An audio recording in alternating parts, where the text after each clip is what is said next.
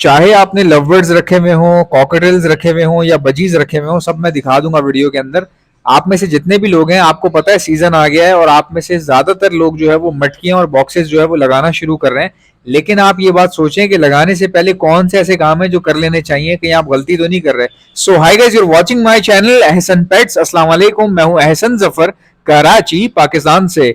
Cocktail मेरी पहली मोहब्बत। लेकिन आज हम बात कर रहे हैं तमाम बर्ड्स की ब्रीडिंग के बारे में। भाई मटकियां लगाने से पहले ना कुछ चीजें हैं वो मैं आपको बता रहा हूँ, वो सोच लें, उसको पहले देख लें, उसके बाद मटकियां लगाइएगा, वरना फिर आप बाद में जो है ना पछताते रहेंगे। सबसे पहली बात कि आप अपनी मटकी के अंदर, हो सकता है आपने धो के रखी हुई हो, बिल्कुल साफ हो, लाजमन उसके अंदर कुपेक्स पाउडर डाल दें।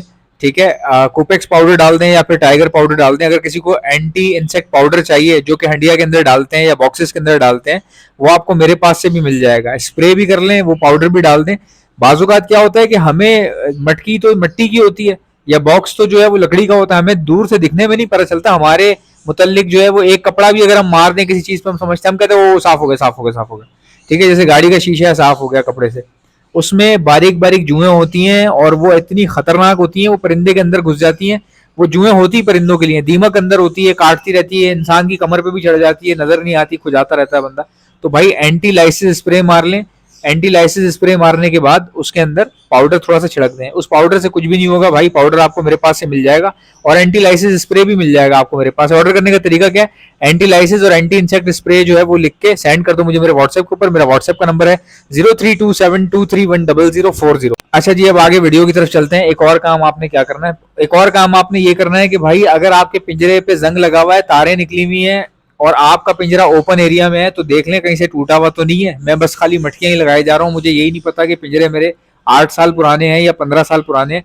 भाई अगर आपका मास्टर केज बना हुआ है, देखिए मास्टर केज कहते हैं शेड को, शेड होता है ना, उसके अंदर पिंजरे होते हैं, शेड पे जाली लगी होती है, गेट होता है, उसके अंदर पिंजरे होते हैं, फिर तो कोई मसला नहीं है। लेकिन अगर आपका शेड नहीं लगा हुआ, ठीक है, और आपने खुले रखे हुए या टेरेस में रखे हुए या कमरे में रखे हुए और पंखा चल रहा है अंदर, तो भाई अपने पिंजरे चेक कर लो, कहीं से कोई तार तो नहीं निकल रही या निकलने वाली तो नहीं है, जंग तो नहीं लगा हुआ, कहीं से कोई चीज टूटी भी तो नहीं है।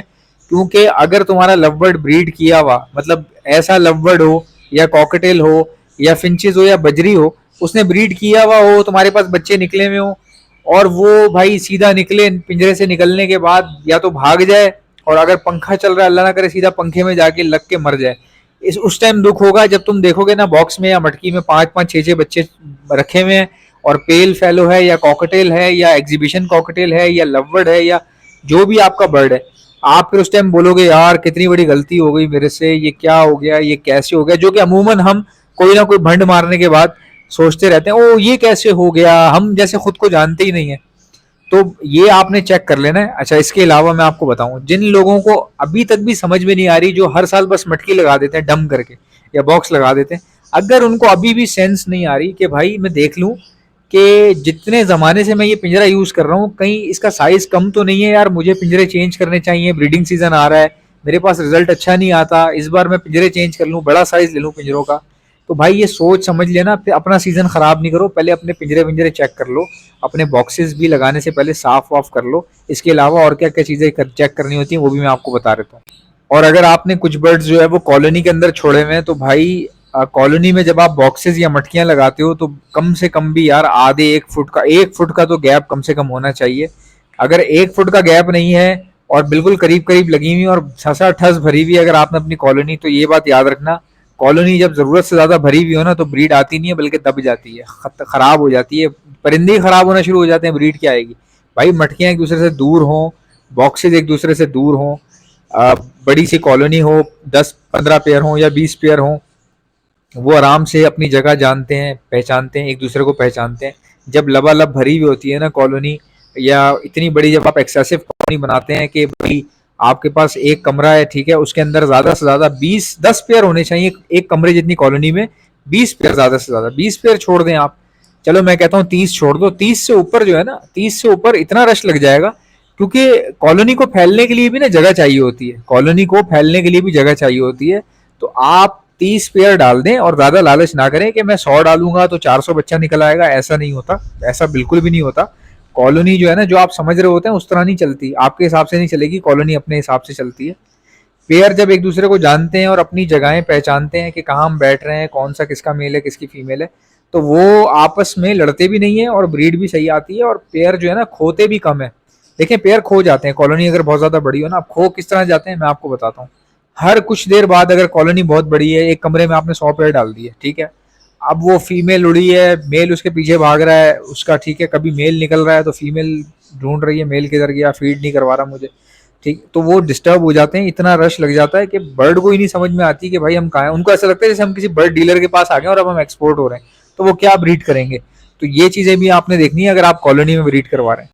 और जब आप अपने बॉक्सेस लगा लें पिंजरे में या कहीं पर भी, उनको भाई दबा के ना एक बार चेक कर लें, क्योंकि कई बार हम लगा देते हैं और हमें पता नहीं चलता, कई बार वो गिर जाते हैं। कई केसेस में देखने आया है कि भाई बजरी की मटकी गिरी ऊपर से, और या किसी लव्वड़ की नीचे गिर के टूट गई, बच्चे बिखर गए, ठीक है, अब नई मटकी लगा रहे हैं लेकिन पेड़ नहीं जा रहा, उसमें बच्चे मर गए, ठीक है। तो आपके बहुत सारे लोग ऐसे हैं जिन्होंने बहुत महंगे बर्ड्स रखे हुए होते हैं, उनके ऑलरेडी क्लच बड़े कम होते हैं, ठीक है, जैसे लव्वड़ हो गया लव्वड़ के बहुत कम क्लच होते हैं भाई। ये पूरे साल में ना मेरे ख्याल से कोई बहुत, अगर फॉस्टरिंग भी करवा लो ना, तो इसके मेरे ख्याल से कुछ 4 क्लच होते हैं, जो मैंने सुना है लोगों से।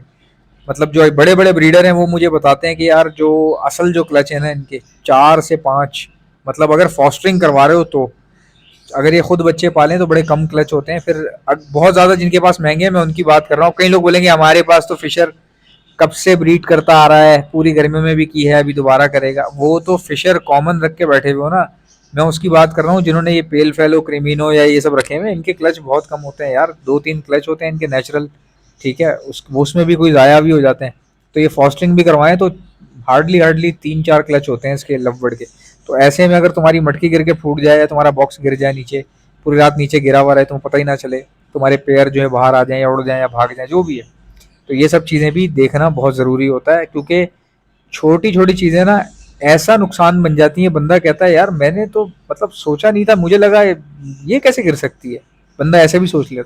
और ब्रीडिंग सीजन आने से पहले आपको पता है ब्रीड ज़ाया भी बहुत होती है, कई पेयर महंगे होते हैं तो बच्चों को पालते नहीं है, या पाल रहे होते हैं तब भी मर जाते हैं। तो उसके लिए फॉस्टरिंग पेयर अपने तैयार रखें, और बच्चों को बचाने के लिए, देखें बच्चे चिक्स मरते हैं सीजन के अंदर, तो उन चिक्स को बचाने के लिए हर ब्रीडर जो है कोई ना कोई दवाई का इस्तेमाल करता है, वैक्सीनेशन का इस्तेमाल करता है। कोई बताते ही नहीं है इस बारे में, बात ही नहीं करते। मैं आपको बताता हूँ कि वो कौन सी वैक्सीनेशन होती है भाई। जब बच्चे निकले हुए होते हैं ना, तो ब्रीडिंग सीजन के अंदर एक चीज़ है जो बहुत, पूरा साल तो इस्तेमाल होती ही होती है वो, लेकिन ब्रीडिंग सीजन में उसकी कीमतें भी चढ़ जाती हैं।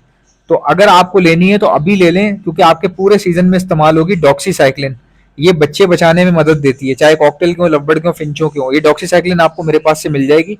और ब्रीडिंग सीजन आ गया, ब्रीडिंग मल्टीविटामिन भी आपको मेरे पास से मिल जाएगी। मैं all over the Pakistan supply करता हूँ, घर बैठे आपके घर पे पहुंच जाएगी, कोरियर कंपनी सीधा आपके घर पे देगी। पाकिस्तान में कहीं पर भी मौजूद है। अब मंगवाने का तरीका क्या है, ब्रीडिंग मल्टीविटामिन या डॉक्सीसाइक्लिन लिख के सेंड कर दे मुझे मेरे व्हाट्सएप के ऊपर। मेरा व्हाट्सएप का नंबर है 0327231040। वीडियो को लाइक कर लिया करें प्लीज, चैनल को सब्सक्राइब कर लें। अल्लाह हाफिज।